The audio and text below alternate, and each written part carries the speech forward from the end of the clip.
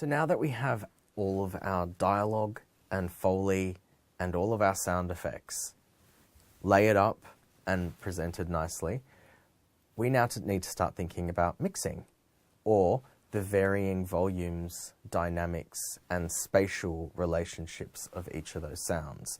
Dialogue is always king. You always want to have your dialogue loud, intelligible, and present, and as clean as possible. Foley, the human body movements, are really good for grounding your character and really emphasizing certain movements. For example, a gentle pat on the shoulder in real life may make very little sound, but in a film, if that pat on the shoulder means everything to that character in that moment, that will play out as one of the loudest sounds in the film. Foley allows us to direct the audience's attention. It allows us to think about like where certain sounds are coming from, gives characters weight. That's not to say that we play all the Foley loud all the time or quietly all the time, but there's a lot of mixing potential, dynamics potential, as to how loud we make those sounds in any given event. In the case of background sounds, again, there are very little rules. Because the scene is so intense, we're going to drive it pretty hot and really build. But then when we move into the next room, which is a desolate environment where somebody confesses they've lost all their money, we take all those sounds away and bring it into a very quiet scene. By doing that, you create intimacy so that every word and every bit of Foley in that space is felt, and therefore we are more connected with our characters. So let's take a little bit of a look at the session again and look at some of the mixing options that we have, and I'll give you guys some basic guides to getting the most out of your track through mainly EQ and panning. Sound mixing is really all about dynamics, both in terms of the dynamics of the quietest sounds to the loudest sounds, but also in terms of the frequencies you're using and trying to think about sound in terms of low frequencies, your bass sounds, your mid frequencies, and then your high frequencies, your treble sounds, and ways that we could use as much of that range as possible without cluttering or heavily loading any one area of the frequency bandwidth. Now, with any mix with dialogue in it, dialogue is always king. You really want your dialogue to be heard, upfront, and present. And so let's just take a look at our dialogue tracks again, including the Sebastian tracks, and we'll just solo all of those and listen to how it plays out on its own without effect. I can't.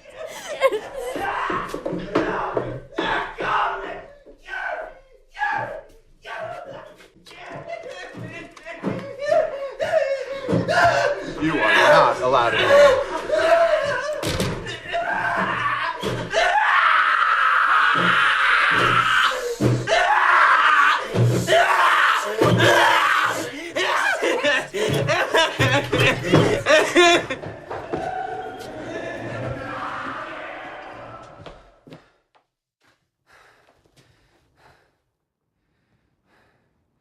There's almost no money left, Charlie. Just the houses. Okay, so there are a number of issues which popped up while we just listened to that. Firstly, let's talk about levels. Generally speaking, we kind of want the volume to be at the very top of the green and moving into the yellow. That's on the louder end of a comfortable listening level. The moment your dialogue is hitting up here in the upper oranges or even into the reds, you're pushing dialogue way too hot and it will play very, very loudly. So right from the onset, Can't. listen to these first lines, we have a peak straight away. And so let's just audition that sound on its own.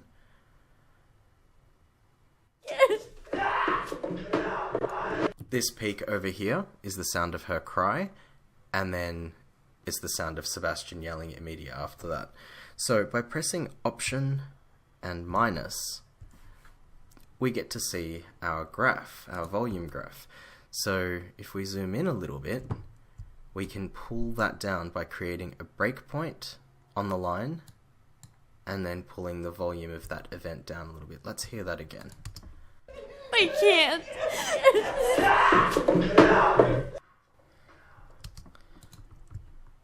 It's a little better. Still a little hot maybe. Let's bring it down just a fraction more. And have a I can't.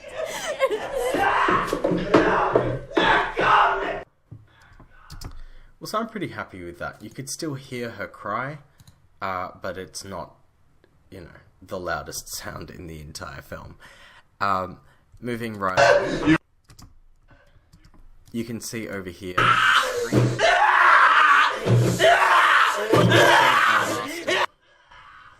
The screaming is pushing our master right to the top. I mean, and if the limiter wasn't there, we would probably be hitting red. That's a deliberate decision. Because this is such a climactic, intense part of the film, and because the next scene plays so quietly, we felt that there was an opportunity there to basically break a couple of rules and just slam the volume to the roof. You have to be careful whenever doing anything like that to make sure you're not clipping. And sometimes, you know, you might be clipping your dialogue bus. Like, let's just have a little look.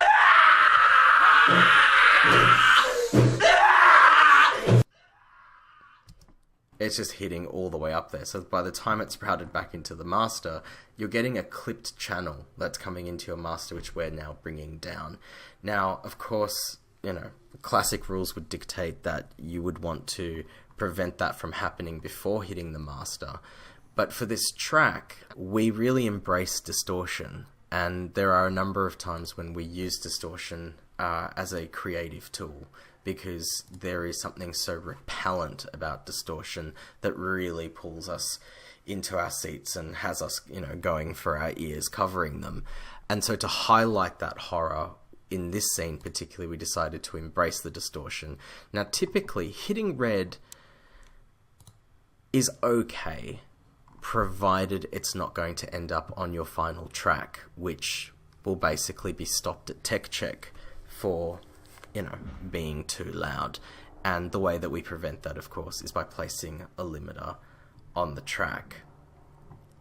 Now that dialogue is roughly where we want it to be, we could then go and build the rest of the scene and the rest of the sounds of the scene around the dialogue. And so, again, there are no real rules, and different scenes require you to address things differently. You know, if something is music driven, you'll have a very different sound approach to the mix than, you know, if it was more atmosphere driven or more Foley driven. So let's cut forward and have a look at how we've used busing for mixing. So I've gone through and I've mixed all of the sync effects, and Foley to roughly accommodate and sit in and around the lines. You'll see where lines are spoken, sound effects are dipped down, and where there are other opportunities, such as when he's running up the stairs, over here, where we can play out the sounds, everything in place. You could then grab all of those sounds and reduce their final output. And here we made the decision to lower all of the Foley as he goes into the room. Every element of Foley that you add to a scene is going to give movement to a track, and we really wanted all of the movement in this scene to come from the wind, which is why if we go to our wind tracks over here, even though it looks like they're playing quite quietly, because they come from a much louder source, they fill up this entire place, which is left wide open for them by bringing our other tracks down. And again,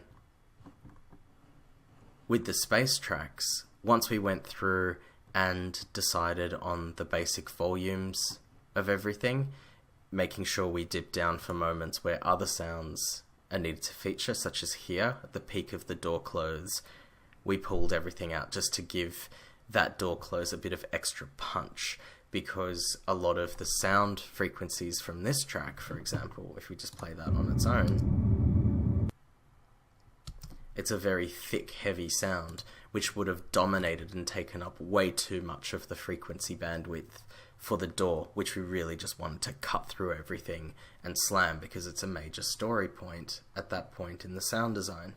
And again, over here, where you're mixing against the fade, no rules at all.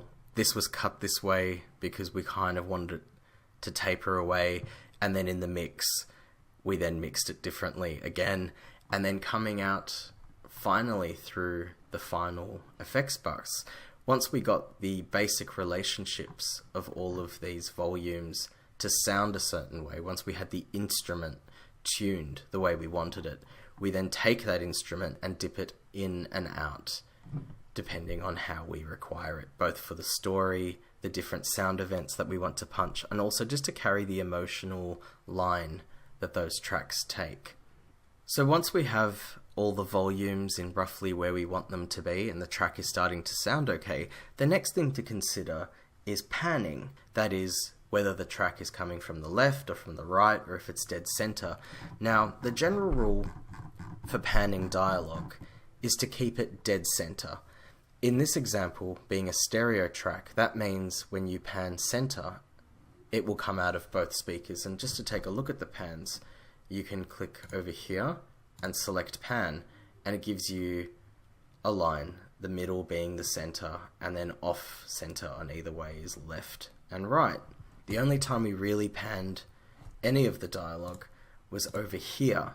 As the girls walk to the right of the screen, we also sent their dialogue with them. This is also true to the Foley of their footsteps, which also follows a very similar path to the left side of the screen.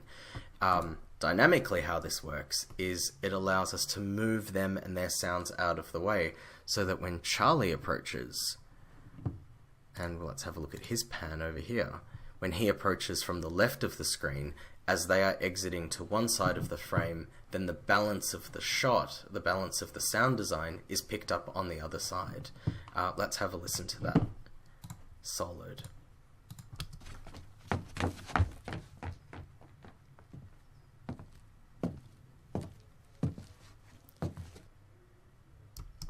If you have access to a control surface or a mixing desk, you could also automate your pans or your volume moves by first arming a track, setting it to touch under the waveform window over here, and then finding the corresponding track on your surface, playing the section that you want to affect, I can't. and then making your moves, both with the volume and the pan.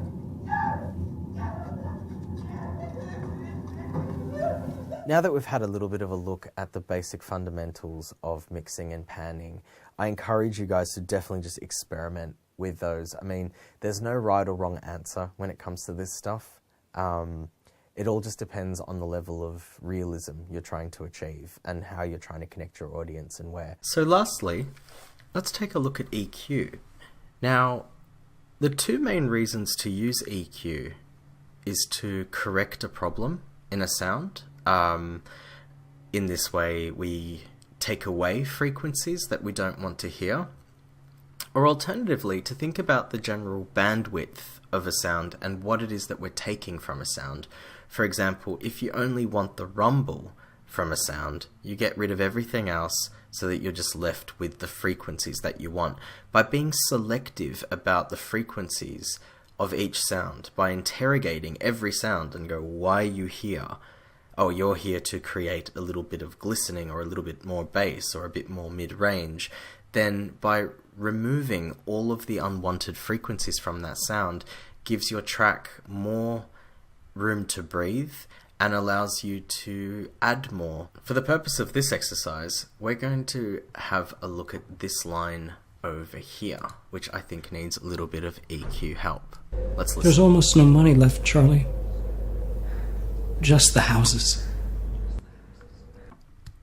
Now, to my ear, houses has way too much of what we call sibilance.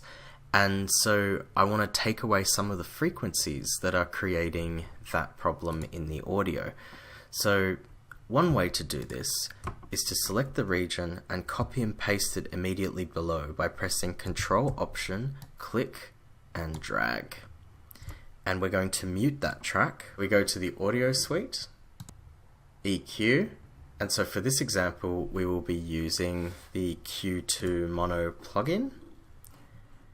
And There's almost no money audition left, sound Charlie. to have a listen. Just the houses. There's almost no money left, Charlie. Just the houses. There's almost no There money it is. left, Charlie. So Just once the we houses. find the offending frequency, There's almost no money we left, press Charlie. Control and dip Just it the down. houses. There's almost no money left, Charlie. And that Just way, the houses. There's almost no money much left, happy with Charlie. that. We click render, remembering that our old track is still there if we need it, and then we play the scene There's again. almost no money left, Charlie. Just the houses. And that sounds much better to my ear. Of course, you can spend a lot more time on it and get right into the frequencies and listening to every aspect of it, but it's just a rough guide to EQ. That's the basic principle. So now that we've mixed the track and we're happy with how it sounds, let's have a look at how to record it back down into a stereo audio file so we could put it back onto the video.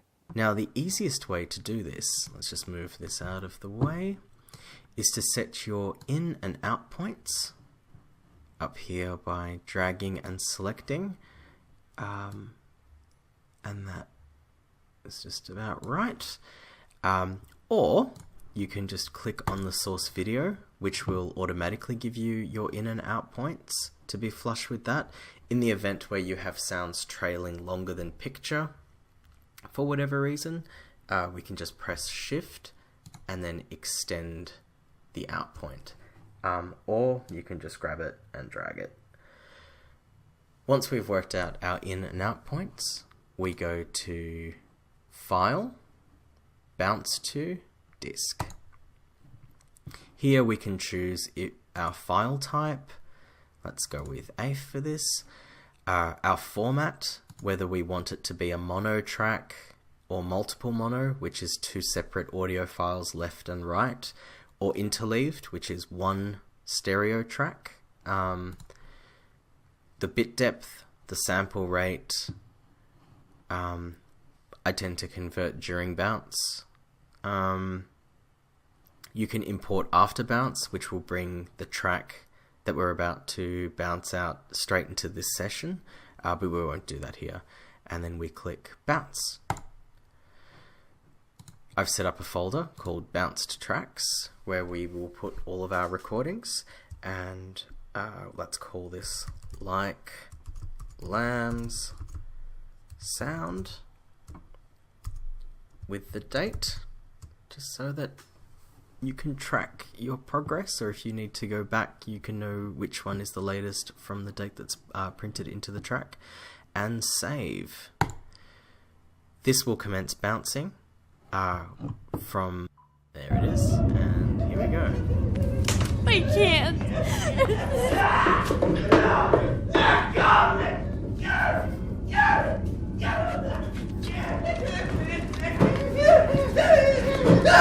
You are not allowed in. When you export this way, you'll hear the track playing, which will give you the opportunity to hear your mix down to make sure it's all good while it's bouncing.